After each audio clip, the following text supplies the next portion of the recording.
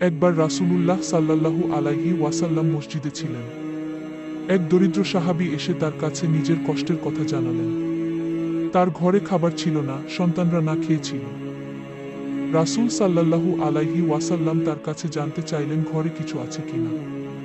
সাহাবী বললেন, একটি কম্বল আর একটি মাটির পাত্র আছে। রাসূল সাল্লাল্লাহু আলাইহি ওয়াসাল্লাম সেগুলো এনে বিক্রি করে দিলেন 1 দিরহামে। তিনি সাহাবীকে সেই দিরহাম দিয়ে খাবার কিনতে বললেন। এরপর রাসূল সাল্লাল্লাহু আলাইহি ওয়াসাল্লাম আরও 1 দিরহাম দিয়ে তাকে একটি কুড়াল কিনে কাঠ কেটে বিক্রি করতে বললেন। লোকটি তাই করল। কিছুদিন পর সে 10 দিরহাম নিয়ে ফিরে এল।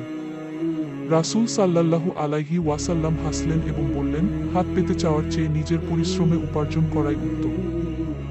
এই গল্প আমাদের শেখায় যে পরিশ্রম করলে আল্লাহ তাআলা রিজিকের পথ খুলে দেন। অন্যের সাহায্যের অপেক্ষায় না থেকে নিজের চেষ্টা করাটাই ইসলামের আদর্শ।